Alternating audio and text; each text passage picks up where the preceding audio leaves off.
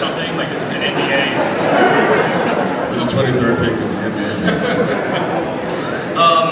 So she works for RT, and I feel like RT is a little unfairly maligned in today's political climate. And there are some wonderful hosts at RT. The late great Ed Schultz was there, Tom Hartman, and so that's another point I wanted to make real quick before I hop into the substance. Is that I feel like there's a lot of the treatment of RT has been unfair for many of the establishment media, and the fact that you work for them, I don't find that bad, disqualifying in any way, shape, or form. And I just want to say that as well. So, as far as the economy goes, is Donald Trump winning on the economy? No. Well, you're not going to be surprised to learn that my answer is no. He's not winning on the economy at all. So, I was one of very few people on the left who actually gave Trump a lot of credit when he was campaigning, because I actually think on many issues he was more populist in his rhetoric than Hillary Clinton. He would go to the Rust Belt and he would talk about how NAFTA has been terrible for working people. He would rail against the TPP, and he was a rare Republican who would say he wasn't going to cut Social Security and Medicare. And I thought that that really helped him win. The fact that it was about 70,000 votes in the Rust Belt that really led to his victory. I mean, that was, even though Hillary won by a few million votes overall in the country, it was really 70,000 votes in the Rust Belt that made it so that Donald Trump won. And it doesn't help that Hillary Clinton was like tepidly against the trade deals after Bernie Sanders kind of forced her to that position. But when it comes to Trump's record, it doesn't match the rhetoric on the campaign trail. So one fact that I always bring up is that there were 93,000 jobs that have been outsourced in his first year as president. That's actually an increase. Under Obama, there were 87,000 jobs outsourced. And so I don't defend either one of their records on that front. I think if you run as the anti-outsourcing president, you should implement anti-outsourcing policies, and he simply hasn't done that. The unemployment rate being low, it's actually a very misleading thing when people bring that up as if it's evidence that he's doing well in the economy, because that's really not a very good economic indicator. Wages is a much better economic indicator, and real wages are falling. They're not keeping up with inflation. Even when Trump pretended to do good things, like I'm going to save the carrier jobs, what ended up happening was, a few months later, they shipped the jobs overseas anyway, and they moved towards automation, and on top of that, they got a giant corporate welfare check. So, if anything, that's worse on trade policy. So, I think I'll leave it at that for now, but that's my thoughts on trade and the economy. So let me give it to my side. Thank you, Malcolm. That was so nice. I was saying the reason why I'm saying this is because your opinions matter. Even if you don't, I don't agree with you, your opinions matter. If ours are wrong, this country, the Republican Party, didn't care about it. Not that they didn't care, they slapped you in the face with them and just completely ignored you. And I think the problem, we're at this state in the country today is because we've stopped talking to each other. We run separate ways, we find ways to demonize the other side, and instead of trying to figure out how we can work together, what works well for us, we would rather just throw lewd comments and be vicious against the other side. And guess where that gets us? Absolutely nowhere, which is where we are today. And I think that's where I supported Trump out of the gate for one reason and one reason only. He wasn't Hillary Clinton. And I cannot imagine this country underneath her. I'm sorry, whether you're Republican, the woman scared me. And that was back in 2014. She was a woman that I think was going to do extreme detriment, because just like so many elitists across both sides of the aisle, she could care less about the little man. She could care less about the guy that's working 3 different jobs. The woman that is trying to feed 4 kids by herself. She didn't care about it. What she cared about was her fat cats on Wall Street. So does Trump. And just like Kyle pointed out, that's what Trump Both. And Ed Schultz is the late great Ed Schultz was one of my mentors. Tom Hartman taught me, listen, we can disagree. I mean, both of those are extremely amazing gentlemen. And it's such an honor to sit in Ed Schultz's position every night. And I have done nothing to change his soul of his show since it passed. Because he told me, the reason why he picked me was because I had no problem at the network that I was on pulling out that network for giving Hillary Clinton the debate questions against Bernie Sanders. I had no problem calling out that they had stacked the cards against Bernie Sanders, and it wasn't. I think the truth was they underestimated how powerful the Bernie Sanders supporters are. And this does have a lot to do with the country because it's a big group of people, it's the same group of people that helped vote Trump in. It was on one issue, a big issue, was they just wanted to provide for their family and they were tired of seeing their jobs go across the board of bad deals that both Republicans and Democrat fat cats in Washington had made. And I agreed with Bernie on that. So now we come here today, 2 years later. And I'll say this, at least we did get NAFTA repealed, replaced. What's all in it? I'm optimistic. We saw our trade imbalance go through, the $500 billion trade imbalance go through the roof. 2 reasons. One, we let China in the World Trade Organization, and 2, we put NAFTA in. And that outsourced our jobs, and we lost jobs in middle America, which is where I'm from. So, you know, I have to say, is Trump winning on the economy? I'll give him more credit in this area than other areas. Does he have a lot of work to do? Absolutely. I still think that when it comes to the economy, yes, we're seeing, you know, I love that Wall Street's doing well. Way to go for all the Saks Fifth Avenue and Goldman Sachs people that work in his administration. Congrats, guys are making money. But that doesn't mean that you and I are feeling any better at pockets. The tax breaks were good. They hopefully confidence and optimism. That's always good. Yeah, I think they usually start off a little bit nice, and then they really get pissed off. So he's doing better on that when he's doing a lot of other issues. I think of all the issues we're talking about, that's the highest ranking issue yet. They got a little ugly. Yeah, I know. That guy's just a fraud. Right next to him to fucking play. Michael Knowles. What's wrong with that guy? No, he was saying some. Very different from The guy, the Jamal guy that got killed. Decided he's a really wants to Osama bin Laden something. What the fuck are you talking about? It's the pat back of the establishment and the elites in Wall Street. And I think that Donald Trump, even though he ran against those factions, deep down he wants to be like Hillary Clinton. So you referenced NAFTA there. NAFTA 2.0 is very similar to the original NAFTA. There's maybe 1 or 2 decent provisions in there, like for our dairy farmers, but ultimately there's a giant giveaway to Big Pharma in there. So he ran against NAFTA, and I predicted he would do this, like, oh, we're going to do some tremendous trade deals. They're going to be unbelievable trade deals. Let me just tell you. He's got a good impression. NAFTA 2.0 ended up being very similar to the original NAFTA, and with Trump, I feel very similar like I did with Obama in that both of those presidents had a uniquely anti-establishment mandate, where they were supposed to really just blow up the system from scratch and really fight for the people. But especially under the Trump administration, did not happen at all. So I would say he's been an utter failure. Oh, beyond losing. Let me just give one more fact to back that up. The Consumer Financial Protection Bureau has returned $11 or $12 billion to defrauded Americans, giant financial institutions screwing people over. He picked a former predatory payday lender to lead the Consumer Financial Protection Bureau. So that tells you everything you need to know about Donald Trump. Well, and one more thing, it doesn't matter if you think that the economy is doing great. I think this is something that matters about each individual person. If you don't have a job, if you can't find a job, if you can't cover your electric bill, if you can't get to work because you had to sell your car to pay for your doctor's bills, the economy's not doing good. And we should live in a country where every individual matters, not just this grand hope or the grand UT have been very nice and respectful to each other.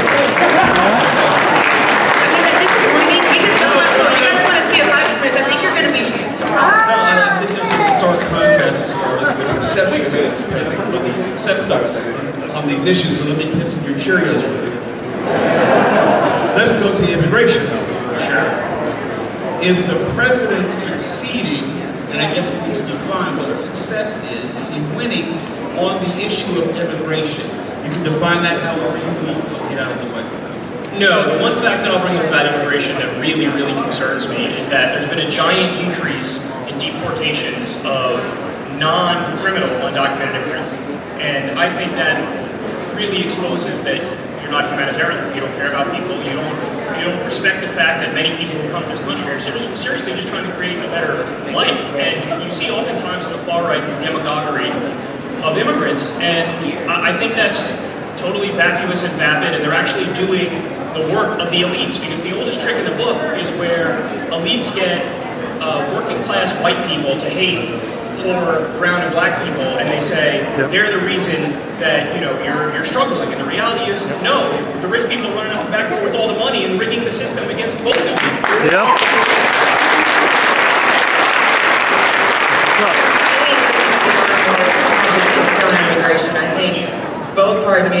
here actually thinks that the Republicans or the Democrats want to solve immigration. Neither party wants to solve it because it works really well for them. I mean, look at this. We had this caravan of mostly people who are fleeing for their lives. They're scared. They're coming up. They're trying to seek asylum. And yet, Democrats are saying, hey, definitely, you know, it's gonna get that base. We're 3 weeks out from the midterm. This is great. Because guess what? This is gonna make people say that, you know, the idea that families can be separated at the border, that speaks well. That gets people to the polls to vote for me. The Republicans go, absolutely, please, come on, let's have this be headlines. Because then for sure, the Republicans are going to show us that I don't want them in my country because they're all just horrible people. So, you know, if Congress wanted to solve immigration, it's not hard. It takes common sense. There's no reason why the good countries in Central, South America, and Canada not all work together. So, you know, we have a real problem with these refugees fleeing for their lives. How about we actually send them proper groups to the countries that can hold on to them? You know, at Costa Rica, can you take 50? Canada, can you take 200? Let's actually get a solution to this problem. And here in America, the fact that you have to pay hundreds of thousands of dollars sometimes just to become an American citizen, and it takes 10 years, that's ridiculous. No. That's not what this country was founded on. Sure, we want to know who you are that are here, that you actually want to add to America, but we also want to celebrate democracy. And the reason why we have a lot of these refugees jumping these borders, it's not because they don't want to be here, it's because they can't get in there. And so let's make it simplified for those who really want to be here and provide better for their family. Let's simplify. If we can simplify our taxes every year, then we can simplify the application to become American citizens. Let me ask you this. I didn't think it was going to be this big. I didn't think it was going to be this small. If all that you say is true, and I will accept it as true, has the president improved or worsened the situation vis-a-vis immigration? She's the one that took over from Ann Coulter. Ann Coulter was supposed to be. This is shocking. Not the right verbiage. No, better, much better than not enhance the conversation being about diversity in this country. Based on this debate, she's much more sensitive. Just under the Let me say this. I have a real hard time. Hate is horrible across the board. And I have a real hard time pointing out somebody that I know and calling anybody any names that are that hateful. Can I say that those policies definitely could have fringes of it? Absolutely. Those are wrong. But I don't, you know, I wouldn't call someone that I don't know 24/7 about what their actions are that way. That doesn't help the conversation. And here's the other side of it. Whether, you know, his actions are positive or not, it doesn't help the rest of us. That's the problem we have today. We're too busy pointing out, you know what, you're someone that's racist. Okay, how does that solve the problem? That's when we all go to our separate corners. We don't talk to each other. I mean, I think every single one of us here at some point has probably been labeled something that's not nice and it's not correct. I know I have. So when we sit there and put those labels on, all that does is make us retreat to our little places and we never have that conversation. I understand what you're saying, and I largely agree with it, but all I'll say is there is a time and place for name calling when it's factually accurate, and oftentimes you see people kind of, I feel like the far right, oftentimes, even though they accuse the left of being snowflakes, they're very snowflakey on their own. We're a political on ourselves. I'll be the first to tell you that. And I'm not going to talk about the color of the skin, mostly. Yeah, that exact reason is why cowardly Coulter, as we now call her, is not sitting here. Yeah.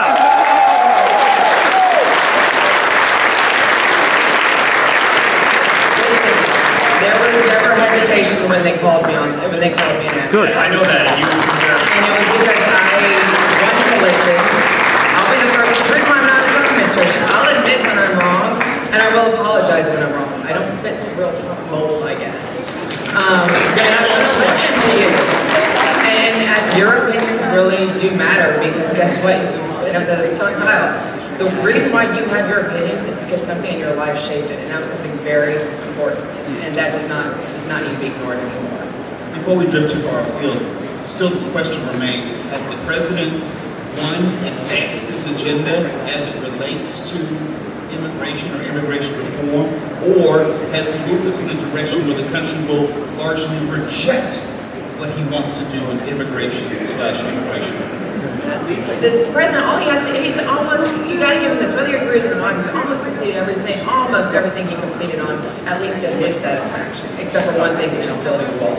You build one chip of that wall, and I don't know if he's running for re-election in 2020, because then he can say, look, I built the wall. So in his opinion, has he advanced his agenda? Sure. Does that mean that that's all of those pieces of the agenda is the best thing for America? It's for you guys to decide. Yeah, I mean, it's like the wall issue. I find it so stupid because it's not going to solve any problem. The idea, like, we have to keep the criminals out of here, that's what we have to do. Well, if you want to lower the amount of violent crime, end the drug war. There you go. End the drug war.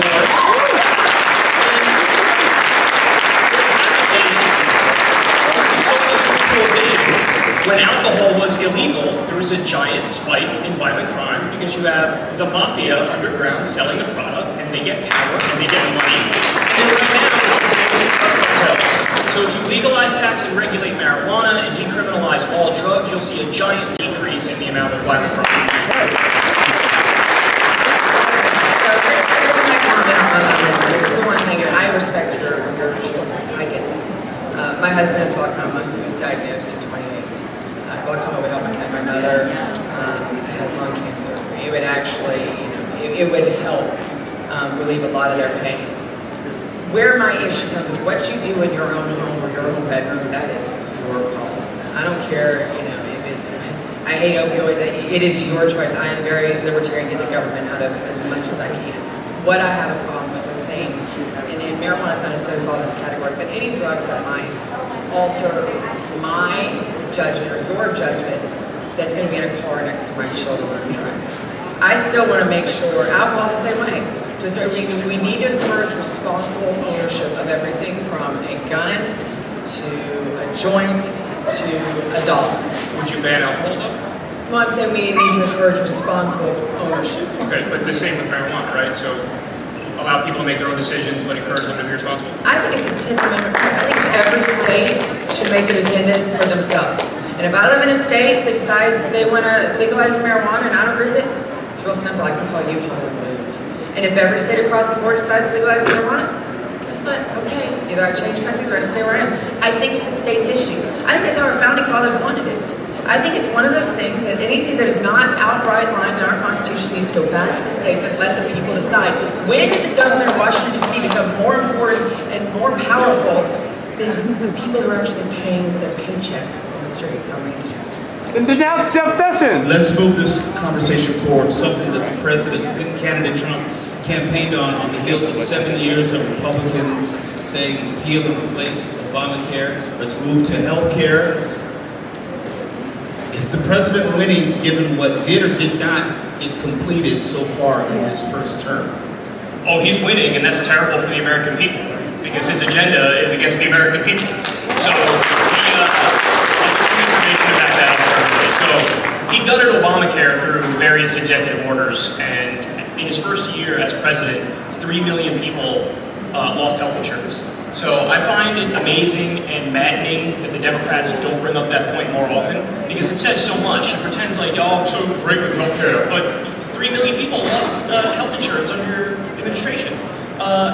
Just 12% of Americans supported his Trump care bill. 12%.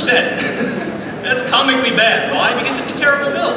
So I think that he's winning in the Senate, even though they didn't officially get a repeal of Obamacare through Congress. His executive orders have effectively gotten rid of Obamacare, and Obamacare is not great. I don't defend it. It's not my ideal system, but it was a step in the right direction, and that's why you're seeing such a terrible system like we're dealing with right now. And his administration is currently involved in a court case to throw out protections for people with pre-existing conditions.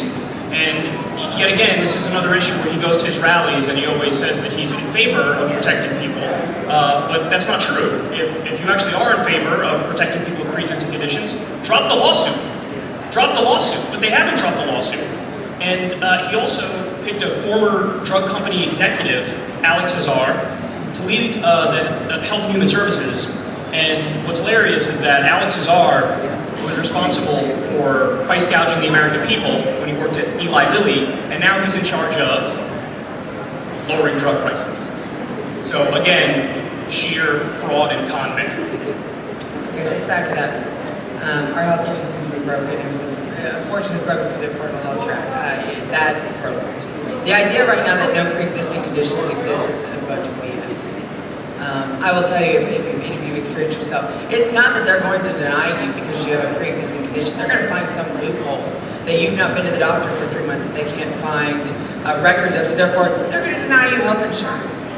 I literally took this job for health insurance for my family because for the last 2 years we were denied because my son has a brain tumor, my husband has glaucoma, but no pre-existing conditions. Yeah, but you didn't go to the doctor we don't have your reports from 2007, from July until September, so we're going to deny you. Our healthcare system has been effed up for a really long time. And while I understand single-payer system works and somewhat works in England and Canada, and that would be nice, the problem is it would not work in a country like ours. So what do you do about it? I disagree with that. I disagree. Hold on, let me back up. Let me say, here's the thing, is that anytime the government has gotten involved in something, it doesn't help. Okay, education, veterans affairs, it raises the prices. What we need is competition. Get the drug companies out of it. Let me propose a compromise on this because this is something I've spoken about before now. I, of course, prefer a Medicare for all system. And I think empirical data backs it up that that's objectively a better system. But if you're uncomfortable with it working in a country this large, which again, I don't agree with that, but I would be okay with a law proposed at the federal level that says each individual state has to set up their own state level, basically single-payer system, Medicare for all system. Would you agree to that compromise? That would be a good solution to start talking about.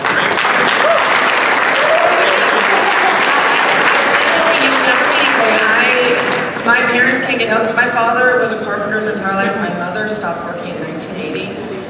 Put out of a job. They don't have health insurance. They're 75 and 76. They live in my basement because every day we breathe, hoping that neither one of them gets sick because we can sell our farm today. I'm not the only American that's having this problem right now, folks. We all know somebody that cannot get health insurance, and just you pray every day that you're not being faced to this. What do I have to sell next to pay for my parents if they catch the flu? This is real, and this is what Washington, D.C. is refusing. So I don't care about any solution. If it's state-based, my biggest fear of giving it completely over the government is they have effed up every other system we've given them. This is too important. Well, let me just say that according to a study from the Commonwealth Fund, the U.S. ranks dead last among modern nations when it comes to our healthcare system. And the entire top 10 is all single-payer countries. Yeah. Taking to see a doctor in Canada. Talk about the dentistry, the Let me jump in there for 1 second, so we're not too far afield. The fundamental question I would think is, has President Trump improved the situation, if only incrementally, or has it become worse under him? Made it way worse. That's why 3 million people lost their health insurance. There's no way to spin that in a positive direction. And he brags whenever he feels like he can. If you give him a little nugget of something he can brag about, he does. Oh, low unemployment, it's great, it's tremendous. Forget wages, don't look at wages, but the low unemployment.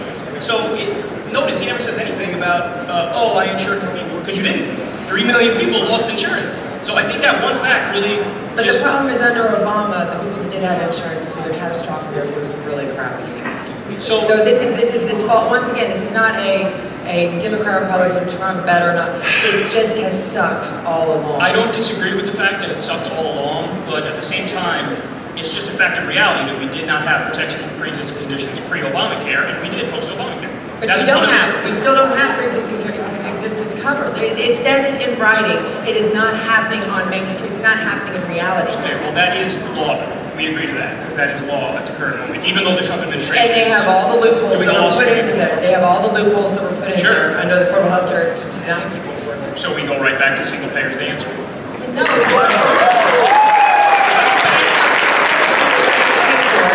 have to incentivize future generations, future doctors. You have to incentivize. If you're just going to do single-payer system, what's going to happen is the healthcare companies, the hospitals are going to continue to reap money because guess what? They haven't taken a cut in their pay. So since this came in place in 2008. They're going to continue to reap all the money they can from the government, and there's going to be no reform that actually goes down to cutting costs. It's going to actually go into Medicare for All saves money, and that's not me speaking. That's a study from the Libertarian Mercatus Institute funded by the Koch brothers. They did a study. The headline was that, oh my God, Medicare for All costs $32 trillion, but what they didn't tell you is that the current system costs $34.6 trillion. So the real issue is, how can we afford not to do Medicare for All? That's the real question.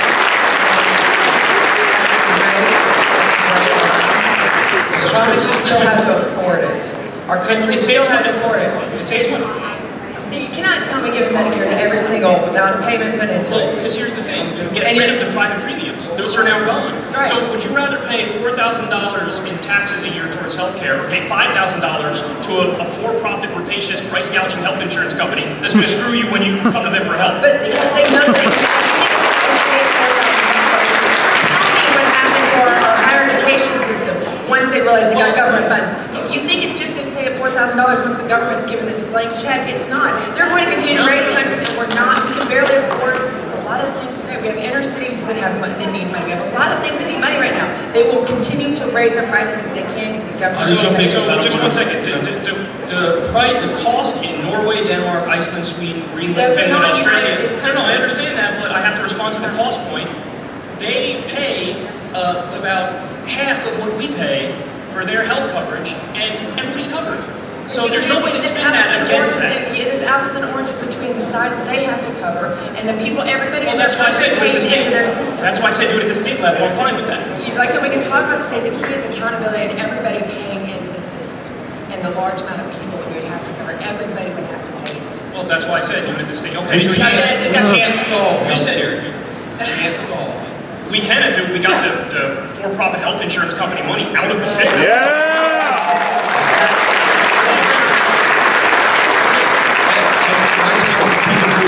Let me move to foreign policy, but I want to break it up into 3 parts. Sure. I'm going to go country by country.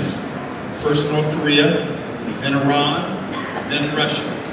Let's start with North Korea. Is the president, is he winning given what he's done or alleged he has done with North Korea? I'll say this one. Well, the truth will be told in time. I mean, the good news is 2 years ago we thought we were about to be in a nuclear war. I think we were all in that scared factor. It has definitely decreased. I think anytime that you have South Korea and North Korea talking, and it looks like they're being cordial with each other, that's a positive step. I am praying that we can finally end the Korean War. This is ridiculous. Yeah. I think that's amazing. That is a positive step. Now we just have to see if Kim Jong Crazy Man is actually going to continue to denuclearize, and if what the expectations he has for the United States, and if there's something we're willing to work with. So I'm going to surprise some people on this one, but I think he's done an okay job, perhaps by accident, but he's done a pretty good job on North Korea. So what I want Trump to do on the issue of North Korea is absolutely nothing. I want him to sit back, and I want President Moon, I think it is, of South Korea, to lead the diplomatic negotiations because it's working. So, and listen, I don't care. My bar for a U.S. president on North Korea is very low. Hey, don't attack them, and we'll be okay. Hey, let's not have the nuke explode. That's probably a positive sign too. So, yes, I'll give him credit on this issue, and this is maybe one of 2 or 3 I would give him credit on. All right, let's go to Iran. The president campaigned on extricating the United States from the Iran deal, delivered on that. So I guess the question is whether he's winning. It's less political but more literal in the sense of are we in a better place with Iran now? Nope. Much worse, I would say. So, what they never tell you is that according to the International Atomic Energy Agency, they verified that the Iranians have been complying with the deal 6 times. So they followed the deal to a T, and then he comes in and pulls us out of the deal, and of course that makes it much more likely that Iran is going to get a nuclear weapon. So this is, honestly, when it comes to Obama, this is, maybe in my mind, his biggest accomplishment was getting the Iran deal. And for Trump to rip it up in the same way that he ripped up the Paris Climate Accord, I think that is incredibly dangerous. And I honestly think it stems from this kind of knee-jerk reactionary, I'm going to do the opposite of what the other guy did philosophy. And it's been terrible. Scott? The Middle East right now is unfortunately, a powder keg that could erupt at any moment. I think Saudi Arabia, the recent events with the journalists in Saudi Arabia and Turkey shows just how temperamental and how much we do and do not know what's going on in that area. I do know that I want our soldiers out of there. I want our soldiers out of Afghanistan. I want our soldiers in the United States.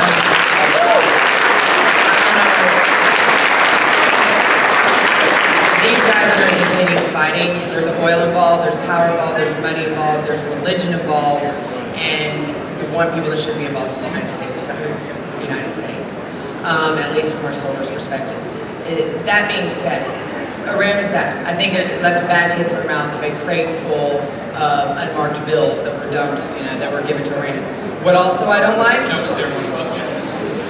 I just had to throw that out there. Okay. That's their money. It's not like Obama was like, whoa, let's give Iran money that's not theirs. Comical notion.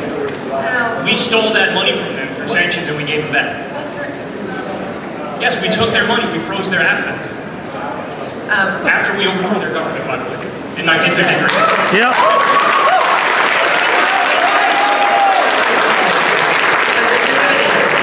If we want to find things we can agree on, you have allies here. You have Iran versus Saudi Arabia. It's become very obvious that the president likes Saudi Arabia. Saudi Arabia likes the president. What's also in here is Israel and Palestine. So you have a lot of different allies that are aligning here. What we've done in Iran is wrong. What we've done in Saudi Arabia is wrong. I don't know if there's a simple solution to either one of them to say. Our relations have been wrong with Iran, but I do think that the less that we are involved, just like North Korea, probably the better. These guys, they want to fight, and there's nothing we're going to be able to do to actually. They want to fight. I agree with that. And can I just add one more thing real quick because you mentioned Saudi Arabia there. If you want to cut terrorism perhaps in half or even more, stop giving arms and money to Saudi Arabia.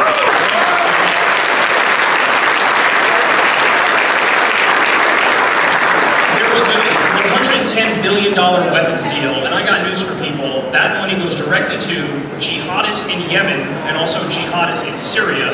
And so we're funding the exact people that then eventually turn around on us. It's like what happened in 9/11. I was in Saudi Arabia. 15 of the 19 hijackers came from Saudi Arabia.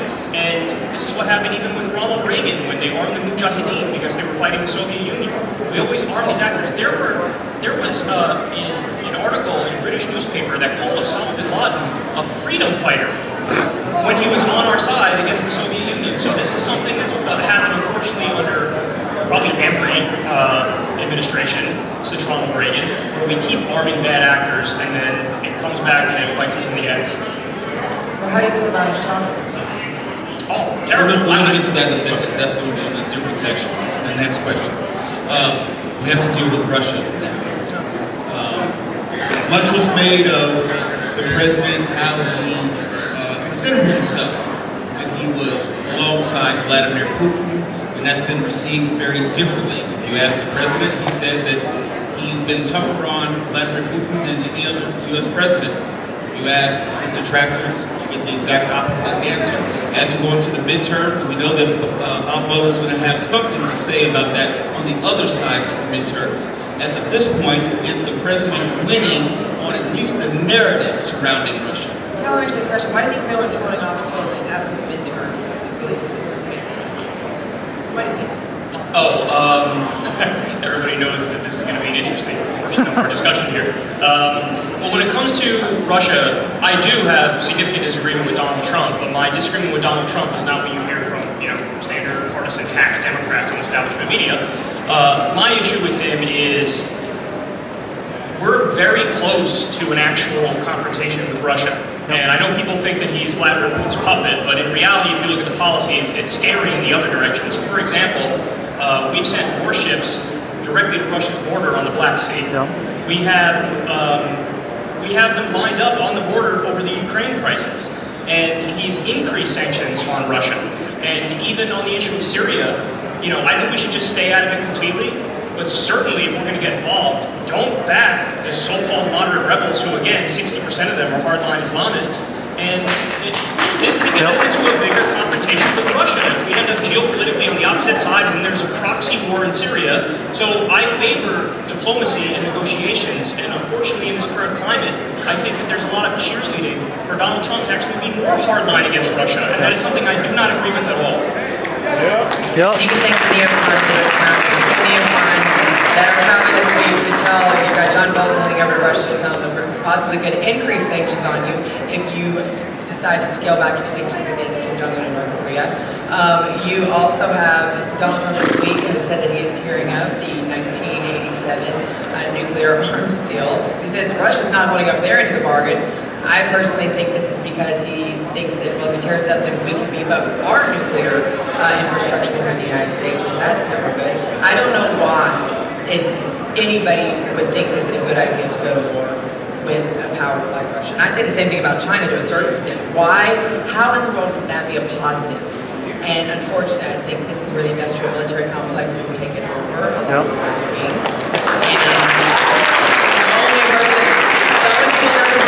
Goldman Sachs. So it'll be interesting to see which group wins. But right now, unfortunately, the only one that would benefits from war are the ones that get to go buy their new Mercedes.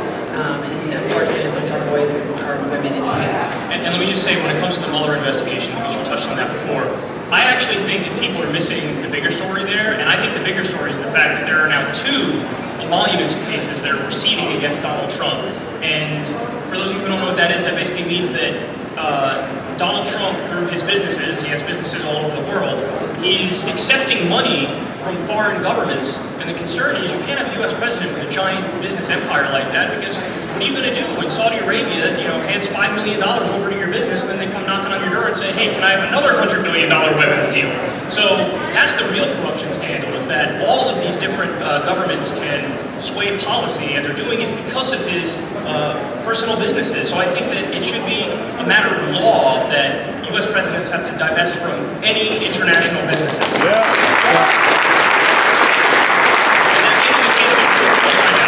That is great. And the other side of the check to look at on this side of it is you have Trump going forward. You have $275,000 last year Saudi Arabia spent in a Trump hotel here in D.C. That's right. How does that happen? How is that allowed?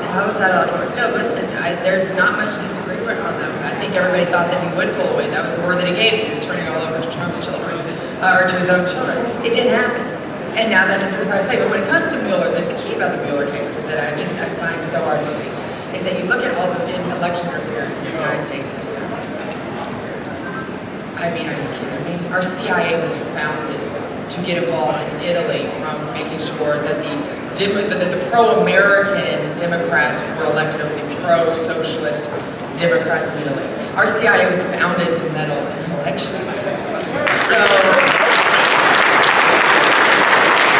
and they're thinking that you and I, and everybody thinking we can be persuaded by a bunch of memes, that's going to change our vote because we saw a meme.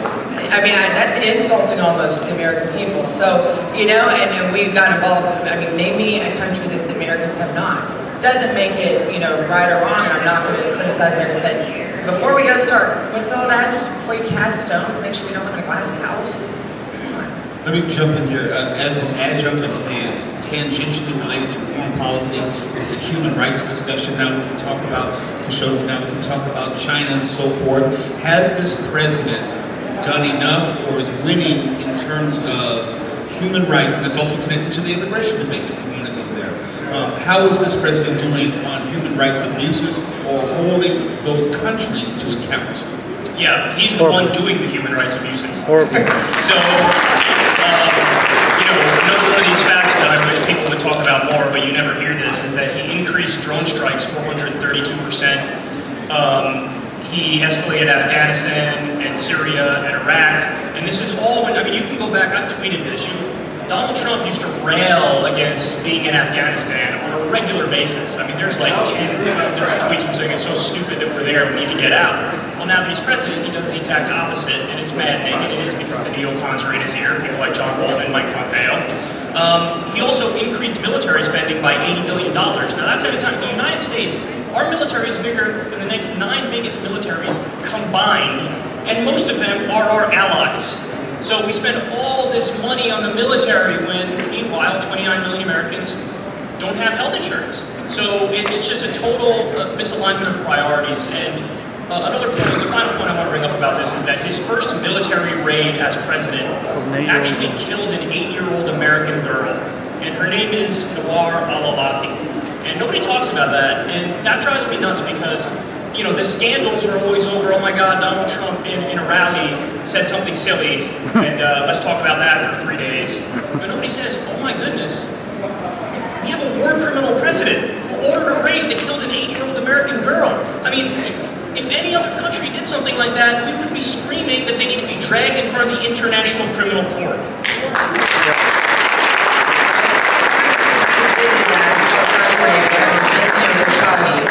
And we're not screaming. You know, Skripal happened, and all of a sudden we're pulling out our Russian diplomats. We're kicking the Russian diplomats out, and we're putting all these sanctions on them, and yet now we've got this case, and we need to not rush to judgment on it. Now, granted, let's put it over, Khashoggi is not a nice guy, okay? Doesn't matter. Well, I know that. That's what I'm saying. But I mean, he was friends with Osama bin Laden. He was friends with Muslim Brotherhood. It doesn't matter, though. We had intelligence that possibly it was going to happen, and we did nothing to stop it. And we're doing nothing to hold Saudi Arabia accountable except cash the check that they got last week for a couple $100 million that they promised us last summer. So there is major, but at the same time, Saudi Arabia has horrible on women's issues. All of the Middle East is horrible on women's issues. Now, is it our job to go in there and say we're not going to talk to you until? No, but at the same time, we can do a lot better having a conversation. When you have women that get beat just for suspicion of looking at a man, we all know the stories. We've heard war stories that happen in the Middle East over there. So I think, you know, that's a conversation that needs to be happening. Isn't necessarily something that it's the same. Nothing's changed. And let's just also point out that Saudi Arabia is doing a genocide in Yemen as we speak. And I'm very happy that the instance with this journalist has blown up and now everybody's talking about it and how bad Saudi Arabia is. But let's just not forget that they are committing a genocide with our weapons. And we just kind of sat idly by and said, oh, well, you're on our team anyway, so we're just going to shut up about it and pretend like it's not happening. So we're in no place at all to lecture the rest of the world about human rights. We're responsible for what we do. You can only stop the bad actions that you're participating in. So like I said, immediately cut off all funds to Saudi Arabia, sanction Saudi Arabia. I would honestly do the same with Israel and stop funding them, giving them...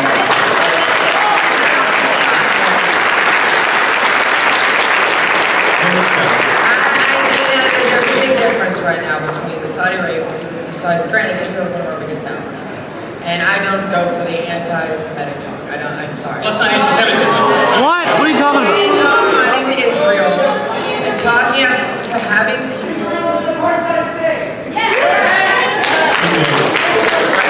This is something we are going to disagree. But it's just not anti-Semitism. I just want to clear that up. When you say, hey, stop violating human rights. Israel treats their actual citizens very well. Their women have a lot of freedom. But we're talking, what you're upset about is trying to go get What I'm trying to say, we can talk about it. It's a very volatile area, guys. It's very complicated. At the same time, you have to respect both sides of all this issue. Palestine thinks they have laid to the land, Israel thinks they do as well. All I'm saying is I don't respect the argument of let's arm a war criminal like Benjamin Netanyahu and watch him obliterate Gaza with 80% civilian casualties like he did in 2014. Yep.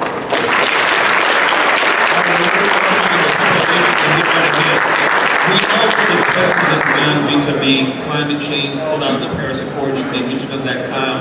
I wonder, is he winning the debate in the sense of, is the United States moving further away from what they should be doing, air quotes, should be doing with climate change, or is he losing that debate? Well, he's winning in the sense that he's getting done what he wants to get done, but that is a loss for all of humanity, because there was just a climate change report that came out. It was actually from his administration, ironically, where they said we're going to have a 7-degree temperature increase by the year 2100. And that is beyond catastrophic. They said if we don't radically change course by 2030, we're done. The planet is done. And I know that sounds hyperbolic, but is it really? I mean, all the evidence is pointing to the fact that this is really happening, and it's going to be in the disaster, and there's going to come a time where we literally have wars over water. There's going to come a time when the cost of just regular goods and food just spikes drastically because there's drought and famine everywhere. And an issue that I think should appeal to conservatives, because they say they care about this, is if you're against, letting immigrants in or refugees in, well, I mean, listen, that's going to be the biggest refugee crisis ever because they're going to have to empty out the Middle East by 2100 because it's going to be too hot for humans to live there. So you think the Syrian refugee crisis is bad? Wait until you get a load of the climate change refugee crisis.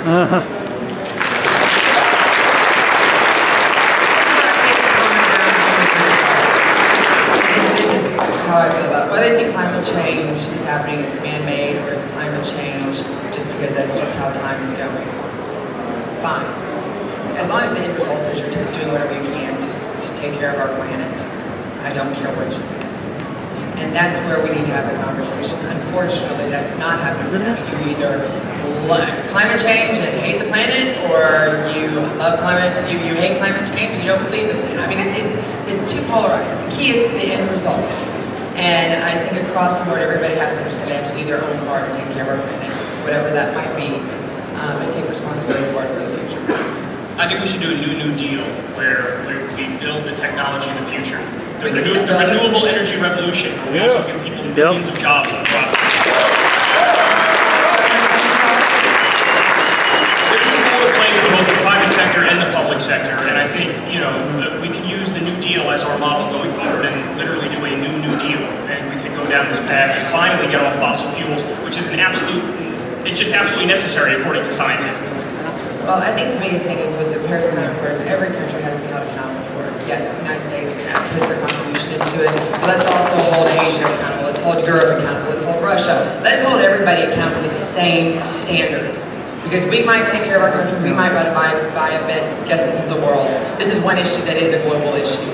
And if not everybody's doing their part, it only punishes those that are trying. But we do more carbon emissions, so I mean. Asia, have you looked at Asia where they're wearing the pollution in China right now? Sure, Hong Kong. You can't compare us to them right now. No, and I'm not saying that hey, where other nations are polluting, that they shouldn't also be held to a high standard. But what I am saying is, the argument from the United States, and specifically from the Trump administration, was like, oh God, they're singling us out in the Paris Climate Agreement, and that's just not the case. The reality is, we are one of the top polluters, and we have more carbon emissions than most other countries. So of course, by definition, you're going to have to do more because you're already doing worse.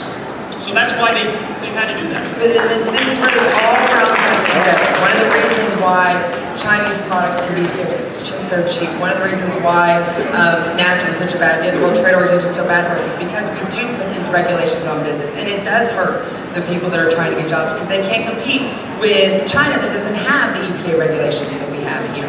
And so they can produce a cheaper good. That's why they it's can't where it all breathe. comes back to this. So if we're going to do it, let's do it across the board to where then our workers can be labeled out, can be fair and compete, and you won't have lesser products that are made without having the same regulations. You can stop the outsourcing without also destroying the climate in the process. The climate over in Asia either. Let's have it across the board. If you truly believe it, let's hold us all to the same standards, same accountability. But if Mauritius doesn't have as much pollution as we do, But Hong Kong does. Japan and China, the biggest, we're not abiding by it. All right, I'm jumping in now. Last question, and this is the one where I need you to go for broke. As I see it right now, the president is enjoying, air quotes, his highest approval rating, second highest in his presidency. You can make the argument that he is stronger and more popular now than ever before in his presidency, with the exception of right after his inauguration. I would make the argument, you can either buy or sell on this, that there's a distinct possibility that President Trump will be reelected. I want to hear from you your strongest argument why that is going to happen or is not going to happen. Not if Bernie wants. no, you got to look. Well, pending Kanye and Kim So-So's running, I don't know. The thing is about 2020, I'm still one of those, I'm still not completely about it. If these numbers stay, which can be doubtful depending on what goes on the next 2 years, the Republican Party is still extremely fractured. But so is the Democrat Party. There's still a lot of healing that needs to go on within the Bernie Sanders movement. There's a lot of supporters that deserve apologies. for what happened to university. And it's just as bad on the other side too. But I stopped holding my breath for an apology for how they discounted the different groups. So if there's more people there's more establishment Republicans that want to see Donald Trump lose than probably Democrats are. So if Trump is able to somehow continue, the reason why Trump won was that, honestly, 6 weeks before the election, a lot of people got notices in their mailbox that their health care was canceled, or that the premiums were going up. And that was in key states like Minnesota, Wisconsin, South Carolina, North Dakota, Virginia, Tennessee. Key states. That right there, people went, you know what? I don't know about him, but I know what we have isn't working, and I'm not going to stick with it. That is one case right there. So it all depends on what is happening at the time. I do think he could be re-elected if he gets back to his populist thing, but he's going to have to justify some actual results from his promises, because that's the one thing people can't take anymore, are broken promises. They won't go for another term. I'm sorry, but the field is a little weak right now. Not saying the Republicans have too much, but I mean, I think the reason Trump won is because he was up against Hillary Clinton. Yeah. Yeah. The only person in America that would have lost to Donald Trump. But anyway, I think the way that to answer your question, I think the way that he can win is, and I still think he's underestimated to this day in that he really does relentlessly make his own case, and he goes to these rallies, and don't get me wrong, I disagree with him and he lies nonstop, but he is out there making his case, and he's talking directly to his base, and he's trying to get his base to turn out in the midterms. I'm sure he's going to do the same in 2020. I think every president from here on out should steal that trick and go and do rallies and do them on a regular basis. Did you see Joe Biden's rally? Didn't look so good today. Who cares? Fuck Joe Biden, dude. Shit.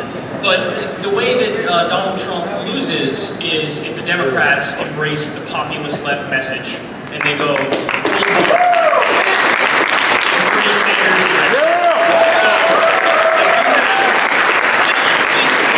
it's not even specifically about Bernie Sanders, and I think every Bernie supporter will admit this, that ultimately it's about his ideas and his policies, and we don't care how that comes out.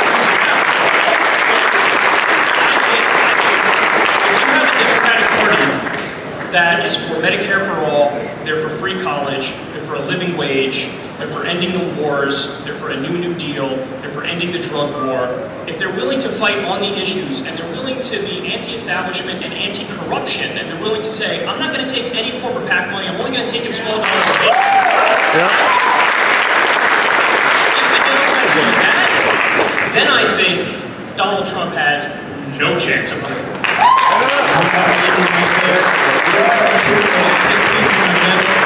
Please welcome Scottie Nell Hughes.